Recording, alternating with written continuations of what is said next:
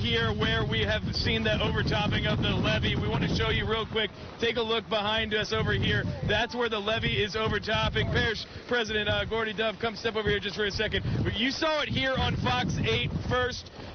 That's why we're your weather authority. That's why you've stuck with us all day and why you're going to stick with us through the rest of the night to get you through Barry, of course. But you see just a massive amount of water pouring over the top of that levee here in Dularge. I've got Sheriff Jerry Larbiner here and Parish President Gordy Dove as well. They have been monitoring this situation on the ground. This is the sites out here in Myrtle Grove. A lot of water pushing over this area. We haven't seen anyone come out of their homes. They know how to ride out a storm here.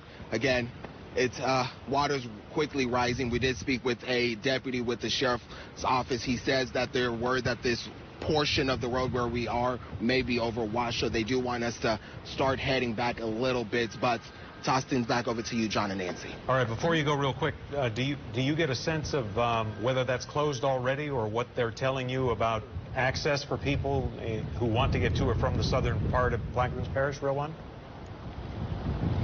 To my understanding of what I can see over here towards Highway 23, the highway is still open. It doesn't appear that they are closing it at this time. Just this small portion of road, if we can turn a little bit, you can see just this small portion of road is ponding just a tad bit. That situation that we talked about just a moment ago, we reached out to Fox 8 viewers and they responded within 5 minutes. 2 separate people were out here with boats to try and help these folks rescue these horses from the water. I was just told that in some parts of this field that has been flooded, it's 12 feet deep, certainly too deep for the horses. They were up to the top of their neck as they were trying to swim through this area. Now, the gentleman that we spoke to earlier, Sean Odemont, he's on that boat right there. He says they're going to try and herd the horses out using this flatboat with the gator tail motor on the back. The problem is once they get to land, you can see them right there. They're running because they're spooked. They have an opening on the gate here to let them out. He's going to take them and get them to dry land,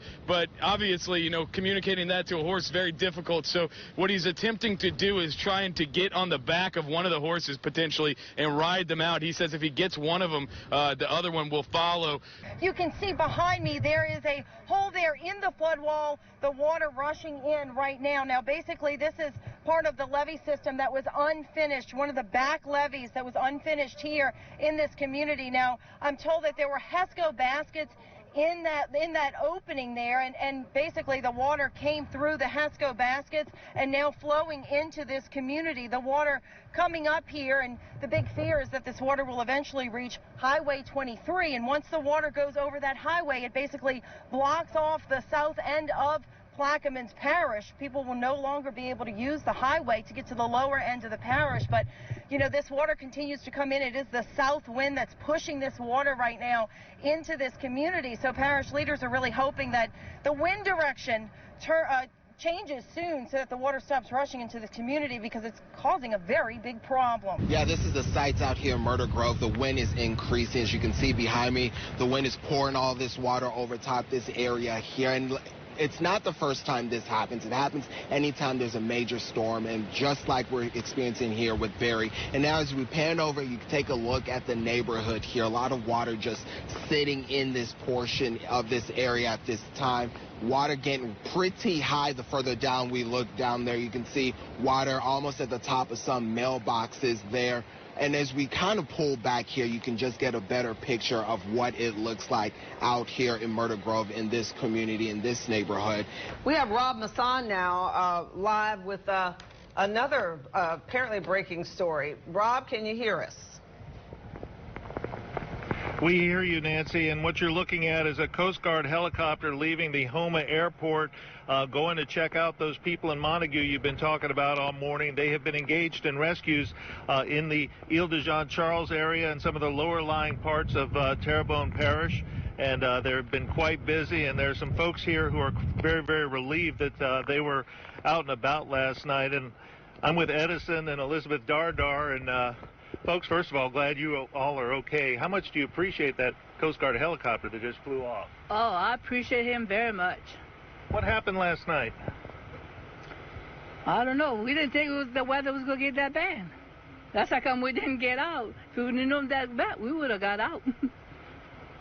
Mr. Dardar, was it the wind or the water that scared you guys last night?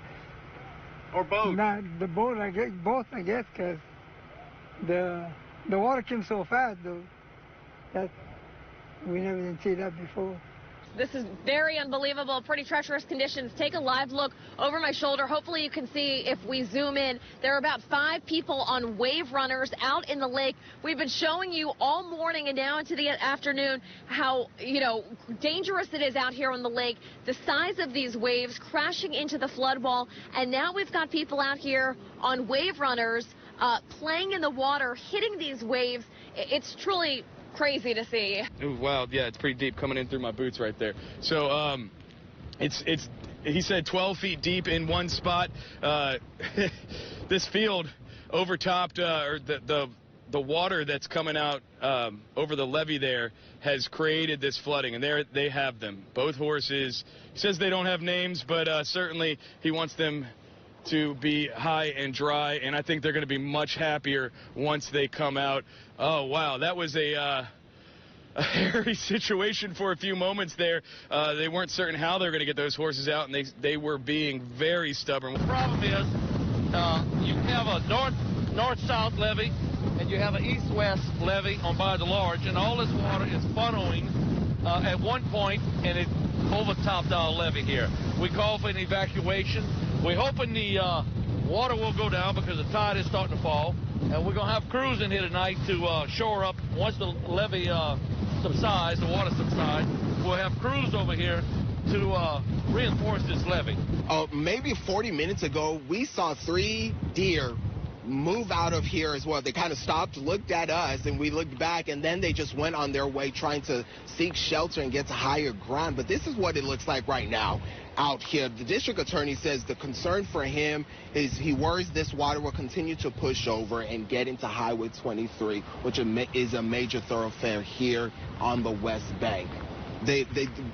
Throughout the last few days, I spoke with residents in Plaquemines Parish. They said they were going to kind of shelter in place. They said this is not the first time they've experienced storms like this. They are well experienced, and they know what they need to do to make sure they're safe. We got picked up by the Jefferson Parish Drainage Department. They are actually surveying this area now. Of course, we are in Lafitte, and that is the area where there are that mandatory evacuation, which we just heard is still going to be into effect well into the day today, as the storm has not quite made landfall yet. It is starting to rain, and the wind gusts have been normal, but we're actually here right now on Oak Street where they've put up these portable pumps. Now, Jefferson Parish was doing that all day yesterday, getting ready, so they've set up these portable pumps here on a levee where they are going to be waiting, and when this water starts to get very high, they are ready to go to switch those suckers on and try to pump out as much water as they can. We are at the edge of Terrebonne Parish right now, checking out some damage thanks to Barry. Take a look down the road here. You can see several power poles down here across this road. That is because of this tropical force winds that are coming across the road here that blew those power poles down and have blocked the road right now. Now they're leaving that be for the time being. The water started rushing into the neighborhood there in the Montague area, including in this section alongside the road. So at kind of the left side of the screen is the roadway, and what played out, and you can kind of see a vehicle in the distance, and then eventually what we saw a couple hours ago was a bulldozer come by and build a makeshift levee out of the road. They actually physically raised, you can see the bulldozer in the distance now, they actually physically raised the level of that road by, I would think, a good 2 feet, Nancy, conservatively, then brought in some limestone on top of that to remake the road. So they actually raised the level of the road there, which seemed to be working. What you see behind is they actually took the road and dug out the dirt from the road to make that makeshift levee. Then they brought the limestone on and just packed it on top. It was amazing. It seemed no time flat within an hour or two for them to completely stop this water from running. And it just shows the ingenuity of folks down in that area. And the immediacy, and people seem, from what we understand from Rob Krieger, who was covering that story, people seem to be very pleased with the response. And one of the main concerns in Plaquemines Parish with Storm Barry has been overtopping of those levees and breaching. And one of those locations was at the Jefferson Canal. which breached, and it was at an Army Corps of Engineers location. Crews got to work earlier today. We saw them putting HESCO baskets in place so they could hold back the water, but that wasn't the only problem issue. Parish leaders also say that other areas of concern, Myrtle Grove, which we mentioned, Lake Hermitage, and Wood Park. They believe that if you live there, if you evacuated and you go back home, then you will likely find some kind of water damage in your home. But to be specific, the levees that were affected were not Mississippi River levees. They were marsh levees. There are about 80 people in shelters right now, and while mandatory evacuations have been lifted for the East Bank, they'll try and bus people back tomorrow. I'm at one of 3 breaches in the Bayou du Lac area where there's a line of dump trucks waiting to move their cargo over to the levee breach in an effort to help repair that. There is still a mandatory evacuation for this area, and I know many residents I spoke with are sticking around saying they're just waiting to see what the water will do. I mean, there ain't no point in running from this. It's human nature. You have to do its thing, and you got to roll with it and get our boats, hunker down, and stay patrolling. We spoke to neighbors who say they've lived here their whole lives and refuse to abandon their homes. They say this area has been hit with high water before, and this storm isn't proving to be much different. The high winds and rain that we've been experiencing earlier today haven't let up, and the tide has gone out, and folks tell me that that has allowed workers to get a lot more done, and they have made a lot of progress getting that levee repaired to a point where the water is not coming over as much as it was before. Lafourche Parish dealt with strong winds and high water from Barry. Outside the floodgates, water from Bayou Lafourche flooded Highway 11. Strong gusts knocked down a gas station canopy. Winds also tore down power lines and utility poles. The wind knocked down this and a few other trees in the park, and around town we have a couple of other trees knocked down also too. You know, canopies and stuff like that knocked down, but for everything else is holding pretty fast.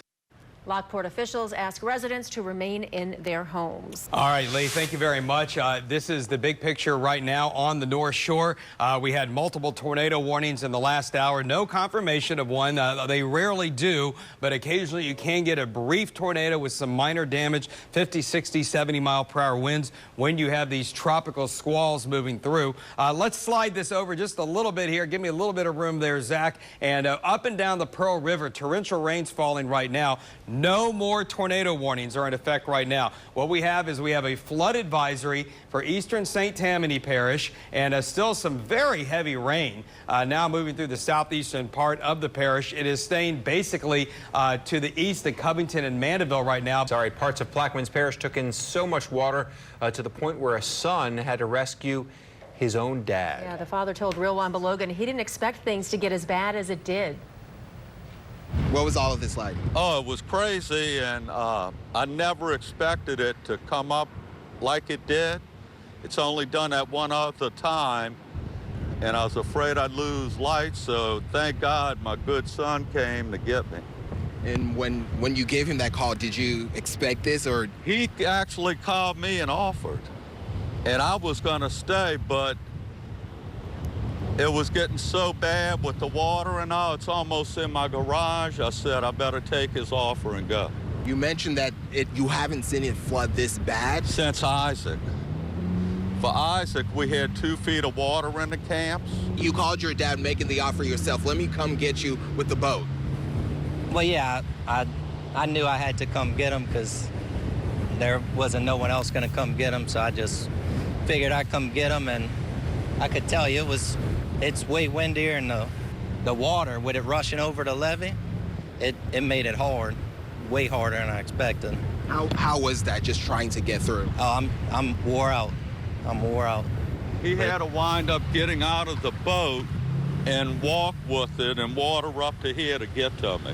It was just too hard to paddle. Yeah, I knew that if I stayed in a pirogue, I wasn't going to make it, so I had to get out of the pirogue to make it. Did you expect water to get this high so quickly? Did either of you expect this? No, I mean, from the time I got here, when y'all see me pull up, you could already see the water. I mean, it's all the way to the road now. It came up fast. Never in a million years did I think it would get like this. And they kind of err on the side of caution and want people to leave. And I tell you, this will be the last time I'm going to stay. With the barrier islands mostly gone, there's nothing to buffer the waves. We can expect this in the future. Robon Balogan, Fox 8, Local First.